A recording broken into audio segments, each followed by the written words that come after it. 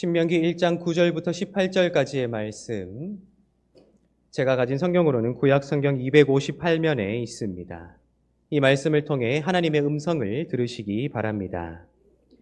그때 내가 너희에게 말하여 이르기를 나는 홀로 너희의 짐을 질 수 없도다. 너희의 하나님 여호와께서 너희를 번성하게 하셨으므로 너희가 오늘날 하늘의 별같이 많거니와 너희 조상의 하나님 여호와께서 너희를 현재보다 1000배나 많게 하시며 너희에게 허락하신 것과 같이 너희에게 복 주시기를 원하노라. 그런즉 나 홀로 어찌 능히 너희의 괴로운 일과 너희의 힘겨운 일과 너희의 다투는 일을 감당할 수 있으랴. 너희의 각 지파에서 지혜와 지식이 있는 인정받는 자들을 택하라. 내가 그들을 세워 너희 수령을 삼으리라 한즉 너희가 내게 대답하여 이르기를 당신의 말씀대로 하는 것이 좋다 하기에 내가 너희 지파의 수령으로 지혜가 있고 인정받는 자들을 취하여 너희의 수령을 삼되 곧 각 지파를 따라 1000부장과 100부장과 50부장과 10부장과 조장을 삼고 내가 그때 너희의 재판장들에게 명하여 이르기를 너희가 너희의 형제 중에서 송사를 들을 때에 쌍방간에 공정히 판결할 것이며 그들 중에 있는 타국인에게도 그리할 것이라. 재판은 하나님께 속한 것인즉 너희는 재판할 때에 외모를 보지 말고 귀천을 차별 없이 듣고 사람의 낯을 두려워하지 말 것이며 스스로 결단하기 어려운 일이 있거든 내게로 돌리라. 내가 들으리라 하였고 내가 너희에게 행할 모든 일을 그때에 너희에게 다 명령하였느니라. 오늘도 이렇게 예배의 자리에 나와 하나님을 찬양하고 예배하며 높여드리는 여러분들의 삶의 여정 가운데, 여러분들의 마음과 여러분들의 가정 가운데 한량없는 하나님의 은혜와 복이 임하게 되시기를 예수님의 이름으로 축복합니다.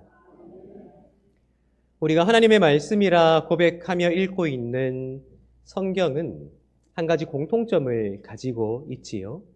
우리가 이미 알고 있듯이 창세기로부터 요한계시록에 이르기까지 어쩌면 수천 년의 세월의 차이를 가지고 있는 기록들이지만 놀랍게도 이 모든 책들이 증언하고 있는 바가 동일하다 하는 것입니다. 하나님이 어떤 분이신가? 하나님이 어떤 분이시기에 우리의 인생 가운데, 우리 인류의 역사 가운데 인간으로서는 할 수 없는 그 일, 인간으로서는 예측할 수 없는 그 일, 인간으로서는 상상조차 할 수 없는 그 놀라운 능력을 나타내시고 그 아름다운 일들을 만들어 가시는가 하는 것을 일관성 있게 증언하는 책이 바로 우리가 하나님의 말씀이라 고백하며 읽고 있는 바로 이 성경이다 하는 것입니다. 따라서 이 성경의 유일한 주인공이 있다면 누구겠습니까? 바로 하나님이십니다. 역사 속에 임하셨던 하나님, 역사 속에 놀라운 일을 만들어내셨던 하나님, 역사 속에 능력을 나타내신 그 하나님에 관한 증언들이 가득 들어차 있기에 우리를 어찌 그 하나님을 믿지 않을 수 있겠느냐 도전하는 책, 우리에게 그 하나님을 소개하며 그 하나님이 과거 누군가의 하나님이 아니라 오늘 이 시대 나의 하나님이자 우리의 하나님임을 가리키고 있는 책. 어쩌면 하나님께서 그렇게 당신을 스스로 계시하신 놀라운 책이 우리에게 주어져 있기에 이 성경을 통해 우리는 하나님을 만나고 하나님을 알게 되고 하나님을 경험하게 되는 것이 아닐까 하는 생각을 하게 된다는 것입니다. 그렇게 성경이 하나님의 역사하심, 하나님의 놀라운 능력, 예측할 수 없는 하나님의 행하심을 기록하고 있기에 그것을 하나님의 말씀으로 읽고 있는 우리도 우리의 삶에 그러한 하나님의 역사가 있기를 기대하게 되는 것은 당연하다 할 수 있을 것입니다. 혹시 여러분들이 이 자리에 나오며 하나님께 간구하고 싶은 마음의 소원들이 있으셨습니까? 그것을 왜 하나님께 아뢰야 되겠다고 생각하셨습니까? 나도 할 수 있는데, 나도 해결할 수 있는데, 나도 이겨낼 수 있는데 그냥 하나님께 미루기 위해서 그 마음의 소원들을 가지고 오신 것입니까? 아니지요. 나는 할 수 없기에, 나는 이겨낼 수 없기에, 나 스스로는 해결할 수 없기에 하나님의 능력으로, 하나님의 방식으로, 하나님의 때에 도와주시옵소서. 그 하나님의 능력을 믿기에 이 자리에 많은 기도 제목을 가지고 나오신 거 맞으시지요? 맞아요. 성경이 우리에게 그런 하나님을 증언하고 있기에 우리도 그러한 마음으로 기대하며 하나님께 나오게 되는 것은 당연한 일이다 할 수 있다는 것입니다. 간절히 소망하기는 저는 능력이 없어 여러분들의 모든 문제를 해결해 드릴 수 없지만 하나님의 놀라운 역사하심이 여러분들의 삶의 모든 문제를 해결해 주시고 승리하게 해 주실 것을 예수님의 이름으로 축복합니다. 그런데 우리가 잊지 말아야 할 것은 성경은 그렇게 우리 하나님께서, 내 하나님께서 놀라운 능력을 나타내시며 놀라운 일을 행하신다는 것을 증언하고 있으면서도 하나님의 놀라운 능력과 행위가 그 자체로서 목적이 아니라는 것을 우리에게 나타내고 있다 하는 것입니다. 여러분, 신약 성경을 펼쳐 들게 되면 처음으로 만나게 되는 네 권의 책이 있지요. 무엇입니까? 우리가 복음서라고 부르는 마태, 마가, 누가, 요한 복음입니다. 그 책을 살펴보면 예수께서 얼마나 놀라운 일들을 많이 행하셨습니까? 그렇죠? 눈먼 자를 보게 하시고 듣지 못하는 자를 듣게 하시고 심지어 죽은 자까지 일으키시는 놀라운 일들을 행하셨지요. 그런데 만약 그것이 그 놀라운 일 자체가 목적이었다면 그것은 단순히 기적이라 불릴 것입니다. 예수께서 기적을 행하셨습니다. 믿으세요? 그런데 놀랍게도 우리가 가진 복음서는 그것을 기적이라 부르지 않는단 말이에요. 어떻게 불러요? 표적이라 불러요. 사인, 표적. 기적을 행하세요. 놀라운 일을 행하십니다. 능력을 나타내십니다. 죽은 자를 살리시고요. 병든 자를 낫게 하시죠. 연약한 자들을 일으키십니다. 그런데 거기에서 멈추거나 그것이 목적이 아니라 그것이 가리키는 바가 있기에 기적 그 자체에 주목할 것이 아니라 기적 그 자체에 만족할 것이 아니라 그것이 가리키고 있는 바를 바라보아야 한다. 그것은 바로 예수께서 선포하신 바 하나님의 나라, 멀리 있는 하나님의 나라가 아니라 하나님의 나라가 가까이 왔기에 예수를 통해 하나님 나라의 능력이 이루어짐을 그 능력을 통해 그 일들을 통해 나타내시는 것, 그렇기에 복음서는 그것을 바로 표적이라 부른다 하고 있다는 것이죠. 따라서 복음서에 기록된 수많은 사람들 가운데 예수의 기적만을 보았던 사람들, 그 기적이 가리키는 바를 바라보지 못했던 사람들은 놀랍게도 눈앞에서 죽은 자가 살아나도 믿었습니까? 믿지 못했습니까? 안 믿었습니다. 못 믿은 게 아니에요. 의지적으로 안 믿었어요. 왜요? 그 기적이 전부인 것처럼 생각했거든요. 그 기적이 이정표로서 가리키는 바를 바라보지 못했거든요. 따라서 성경은 항상 우리에게 도전하고 있는 것입니다. 하나님은 놀라운 능력을 나타내신다. 놀라운 일을 행하신다. 그러한 힘이 있으신 분이시다. 그러나 하나님께서 우리에게 행하신 그 모든 놀라운 능력과 일들은 가리키는 것이 있다. 능력 그 자체가 아니라, 기적 그 자체가 아니라 하나님을 바라보아야 하며 그 하나님을 바라보는 우리의 삶이 하나님 보시기에 합당한 삶으로 이루어져 가야 할 것인가? 때로는 우리가 생각하기에 하나님의 능력이 임하지 않을 때도, 우리가 생각하는 것 이상으로 하나님께서 행하실 때도 우리는 여전히 변함없이 하나님을 바라보고 있는가 하는 것을 우리에게 가르치고 있는 책, 그것이 바로 우리가 가진 성경이다 하는 것입니다. 여러분, 하나님께서 놀라운 일을 행하실 것입니다. 믿으십니까?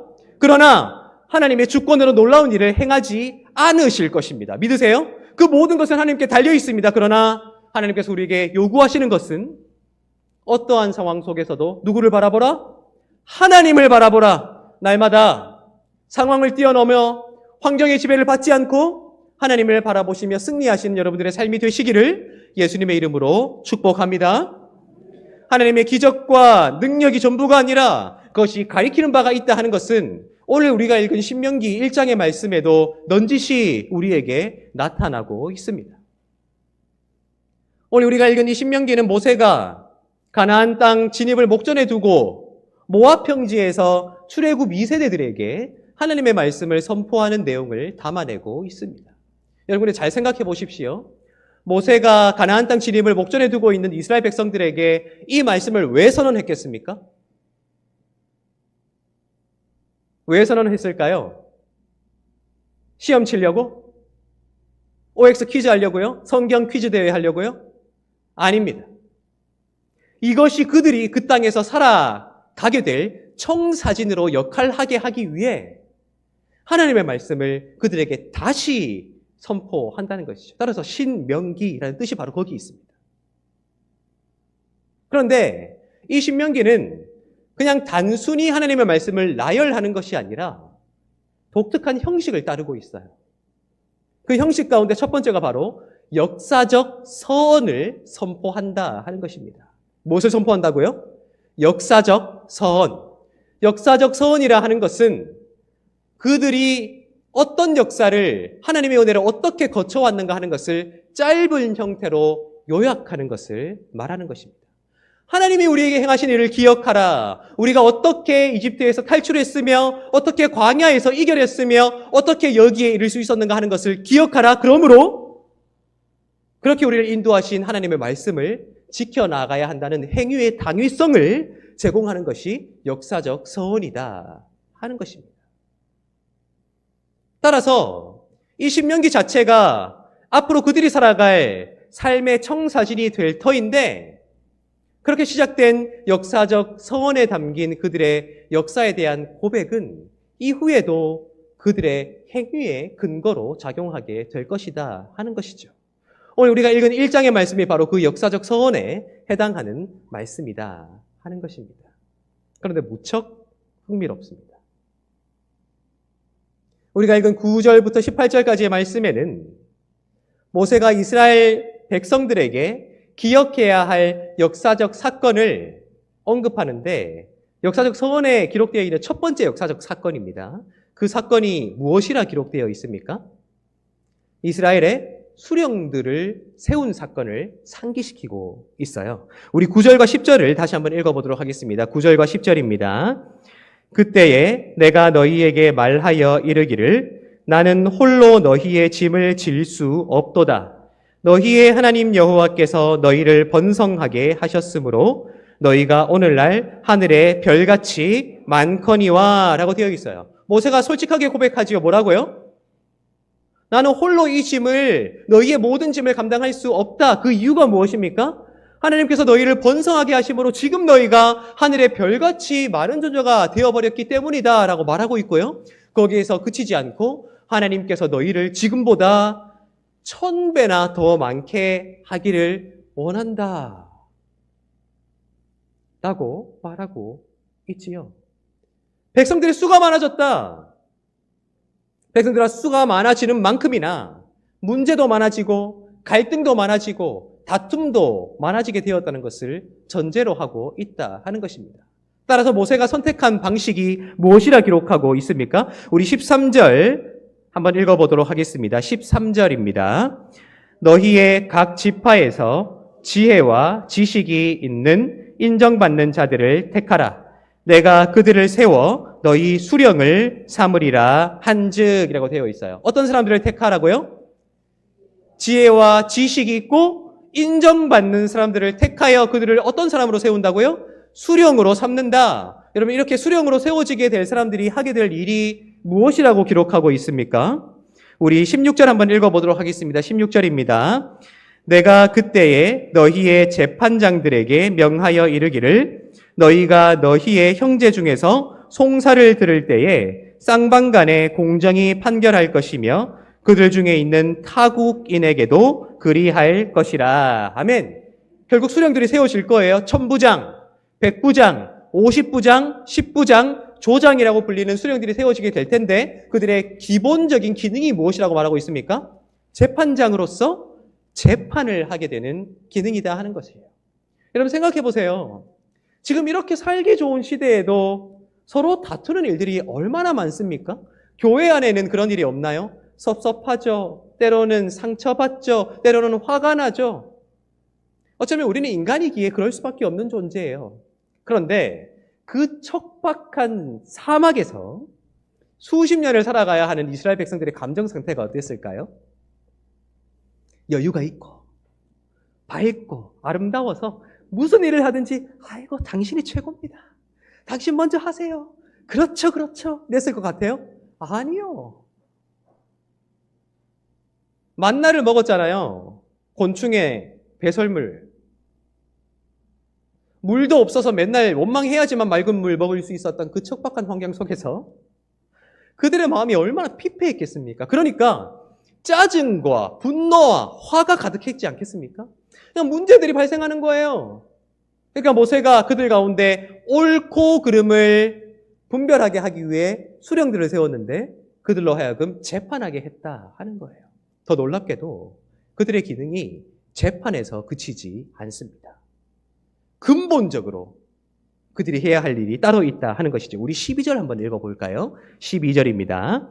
그런즉 나 홀로 어찌 능히 너희의 괴로운 일과 너희의 힘겨운 일과 너희의 다투는 일을 담당할 수 있으랴. 아멘. 결국 수령들이 살펴야 되는 것은 재판하는 일뿐만 아니라 어떤 일이라고요? 너희의 괴로운 일과 너희의 어려운 일과 너희의 다투는 일.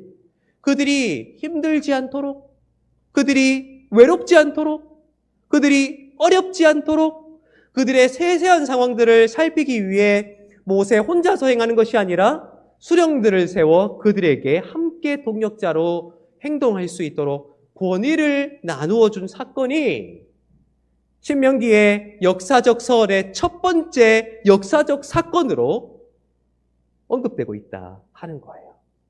근데 여러분 이게 왜 중요한 줄 아세요? 우리가 출애굽기를 살펴보면 사실 하나님께서 이스라엘 백성들에 행하신 역사적 사건이 이 일이 처음이 아니었어요. 출애굽기에 모세가 수령들을 세우는 이야기가 기록되어 있거든요. 그런데 그것이 그들이 경험한 첫 번째 일이 아니라 더 많은 일들을 경험했어요. 특별히 하나님께서 행하신 놀라운 능력과 일에 관한 일들을 참 많이 경험했다는 거예요. 생각해 보세요. 그들이 어떻게 이집트에서 탈출할 기회를 얻게 되었습니까? 하나님의 능력으로 10가지 재앙을 통해 이집트를 심판하심으로 파라오가 겁을 먹고 그들을 내보내게 된 기적적인 사건 기억나시죠? 앞에는 홍해가 가로막고 있습니다. 홍해는 그 당시 바다, 물은 혼돈을 상징하는 신적 존재로 여겨졌거든요. 앞에는 홍해라는 신적 존재로 인식되어진 그 물이 가득 채워져 있고요. 뒤에는 이집트의 반인 반신이었던 파라오의 전차 군대가 따라올 때 하나님께서 어떻게 하셨습니까? 바다, 신적 존재로 여겨졌던 바다를 절반으로 갈라버리신 거예요. 그러면 백성을 그 땅으로 걸어가게 하셨죠. 놀라운 기적이죠.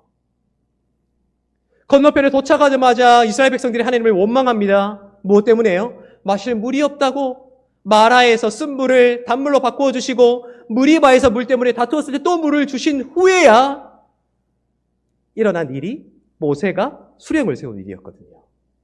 그런데 그 모든 하나님의 기적과 능력들은 언급하지 않고 수령을 세운 일을 가장 먼저 언급한다는 거예요.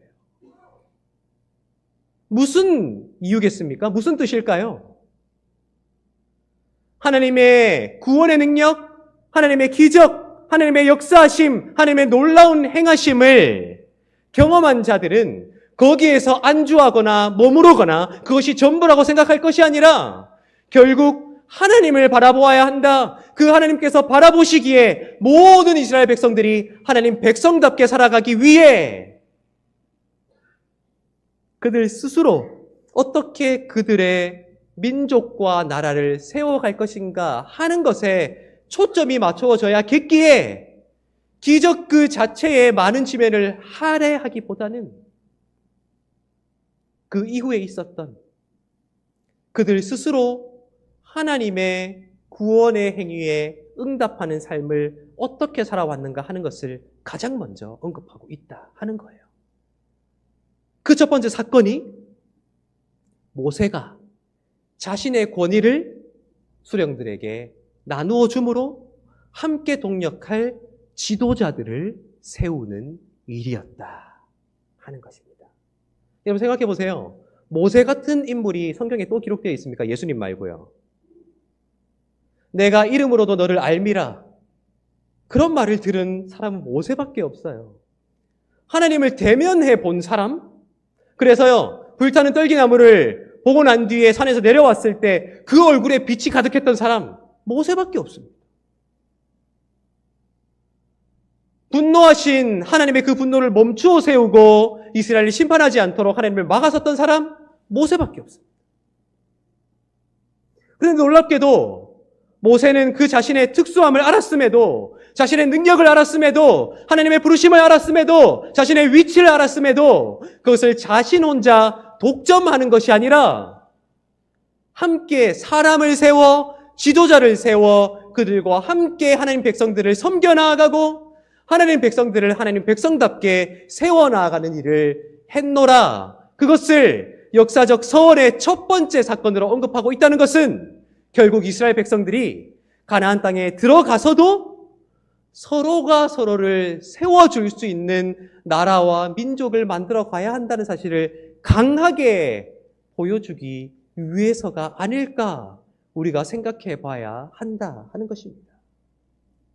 여러분, 어쩌면 오늘 이 말씀에 기록되어 있는 것, 하나님의 기적, 하나님의 놀라운 행위보다 모세가 누구를 세웠느냐, 그들을 통해 어떻게 이스라엘 백성들이 하나님 백성답게 살아왔는가 하는 이 이야기는 오늘 이 시대를 살아가는 우리에게도 굉장히 중요한 도전일지 모르겠습니다. 허물어져가는 한국교회, 비전이 보이지 않는 한국교회, 그렇게 앞날이 불투명한 한국교회라는 말을 오랫동안 수십 년 동안 들어왔습니다. 여러분, 그 이유가 무엇이라 생각하세요? 그 이유가 무엇일까요?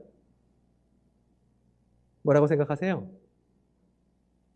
걸출한 지도자인 목사가 없기 때문인가요? 저는 아니라고 생각합니다. 세상에 오줌만큼 학위 받은 목사가 이만큼 많았던 시대가 있습니까? 겨우 신대원 졸업해서 목사 되던 시대가 지나버리고 대부분 일반 대학원에서 석사 혹은 박사 학위를 가지고 있어요. 그렇게 박사 학위를 많이 가진 목사들이 이렇게 많은 시대가 또 있었습니까? 아니요. 목사들은 넘쳐나죠. 지도자라고 생각되어지는 사람들은 넘쳐납니다. 지식도 넘쳐나요. 그런데 교회는 왜 이 모양인가 하는 것이죠. 왜 그렇습니까? 하나님께서 우리 모든 사람들에게 나누신 권위를 누군가 독식하기 때문이죠. 마치 혼자 할 수 있는 것인 양, 혼자 책임질 수 있는 것인 양, 혼자 모든 권위를 가진 사람인 양, 스스로를 속이고 하나님을 속이고 동력자된 자들을 속이기 때문이지요. 그래서 한 사람이 삐걱하면 교회 전체는 무너져 버리는 것입니다.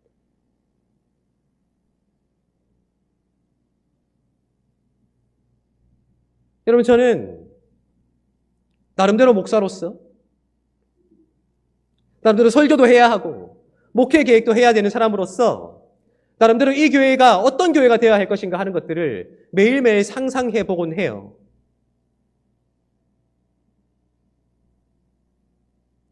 그래서 우리 교회가 어떤 교회가 되어야 할까 하는 가장 중요한 힌트를 오늘 이 말씀에서 얻게 되었어요. 모세가 수령들을 세워 함께 하나님의 백성들을 섬겨 나아갔던 그 일,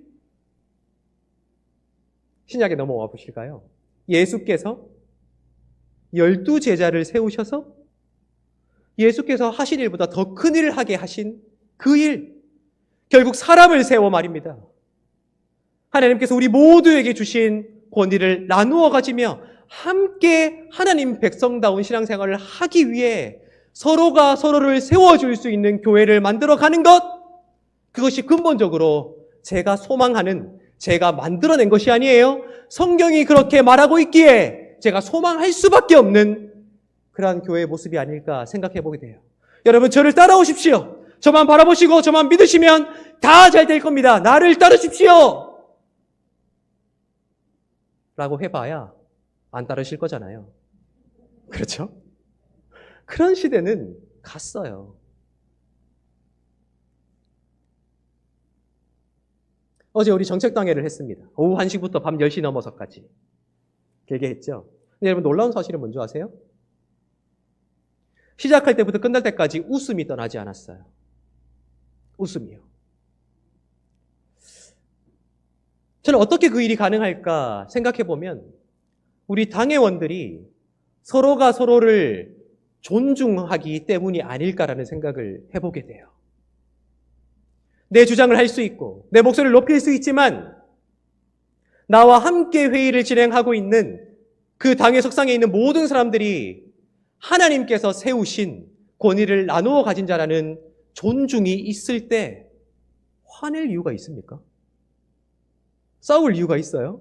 교회마다 정책당이 앞두고 난리죠. 왜 그래야 되는 거죠? 우리 지금 내년도를 함께 섬겨갈 봉사자들을 발굴하고 있습니다. 여러분 기억하십시오. 하나님의 놀라운 기적만 바라보지 마십시오. 놀라운 역사하심만 바라보지 마십시오. 평범해 보이지만 평범한 봉사자들을 통해 하나님께서 그 놀라운 일을 행하시는 거예요. 그러니까요, 우리 중에 누군가 봉사하는 자들 이제는 우리에게 익숙해져서 정말 별거 아닌 것처럼 보이잖아요. 별거 아닌 게 아닌 거예요. 하나님께서 세우신 자, 교회가 예수께서 주신 권위로 세운 자, 그렇게 우리가 함께 존중하며 세워주며 우리로 하나님 백성답게 살아갈 수 있도록 도와주는 자라는 그 인정과 존중과 사랑이 우리에게 회복될 때 다른 모든 교회들은 그저 한국교회라는 이름으로 퉁쳐지며 소망 없다고 여겨질 때 우리 한사랑교회는 저 교회만은 희망이 있다는 교회로 세워질 수 있을 거라 저는 그렇게 믿어요. 누군가 부장이 될 때, 누군가 차장이 되고 누군가 팀장이 될 때 여러분 그를 존중하십시오. 그를 세워주십시오. 내가 주목받지 못하더라도, 내가 인정받고 내가 칭찬받지 못하더라도 그 인정과 존중과 칭찬을 누군가에게 양보해 줄 수 있는 사랑, 그렇게 누군가를 세워주는 사랑이 우리에게 회복되기 시작할 때 우리 교회는 세상에 둘도 없는 교회가 될 수 있는 거예요. 두 사랑 교회가 아니에요. 어떤 교회입니까? 한 사랑 교회.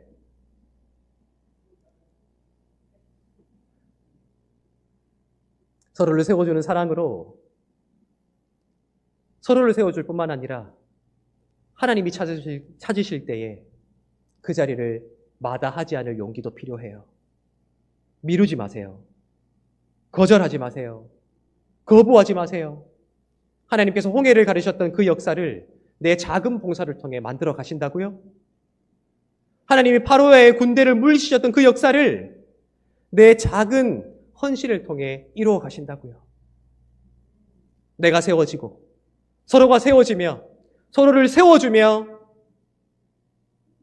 하나님의 기적을 우리의 손으로 만들어낼 수 있는 교회, 모두가 행복한 교회, 그 행복을 나누는 교회, 모두가 가장 기쁨 넘치는 신앙생활을 할 수 있는 교회, 그런 교회를 만들어 갈 수 있는 저와 여러분들 되시기를 예수님의 이름으로 축복합니다.